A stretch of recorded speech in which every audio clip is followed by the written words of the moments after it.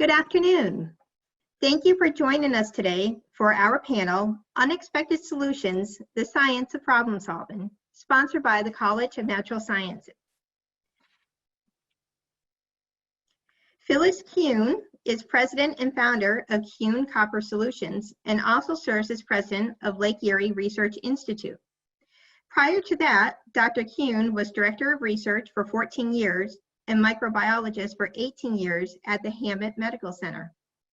She is a proud UMass alumna of the Department of Plant and Soil Sciences, now at Stockbridge.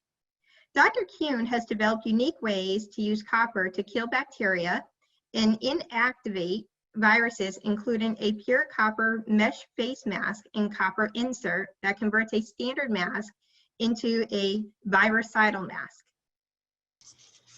I have to go into a little background. Is this visible? Yeah. KuhnCopperSolutions.org is my website, and the background material and the ability to order masks is on that site.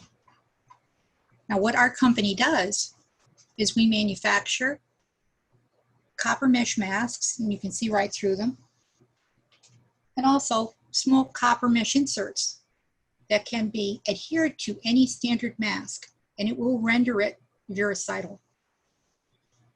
These products come with a little teeny patch of copper that you can put on your arm to ensure that you don't have copper sensitivity or a copper allergy. Now, one of the questions we had to ask ourselves was, how long does the copper remain in the nasal area? Because both of these products deposit copper in the nasal area.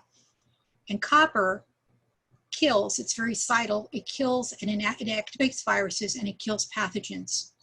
So I'm currently working with Penn State Barron, and they are assessing the length of time the copper remains in the nasal area after the mask is worn for 2 hours. This is measured by inductively coupled mass spectrometry. Now, we do have some information that indicates that the copper remains for quite a period of time.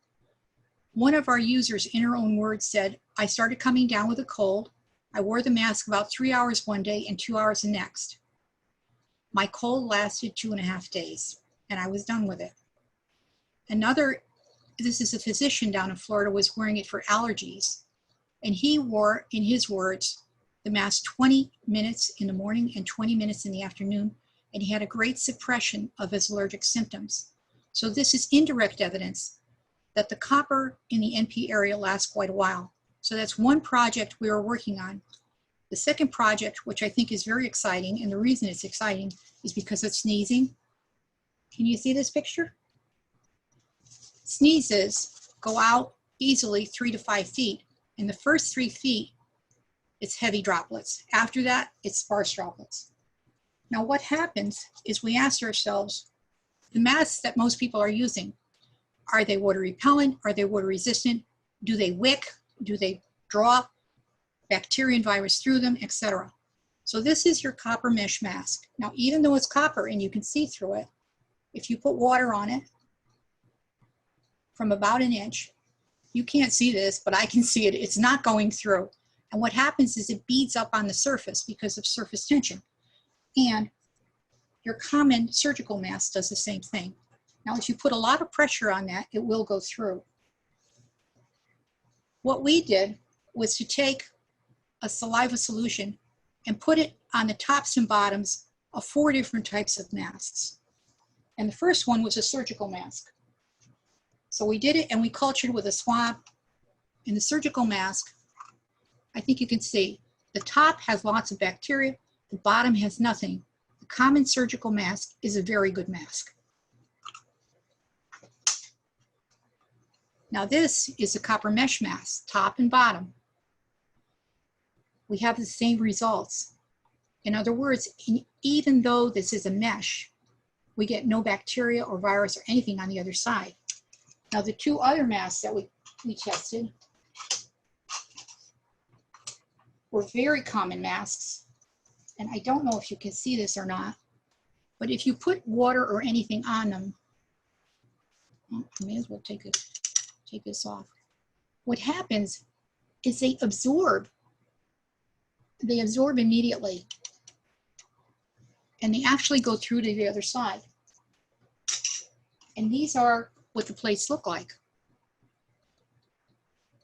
So you have full growth, top and bottom.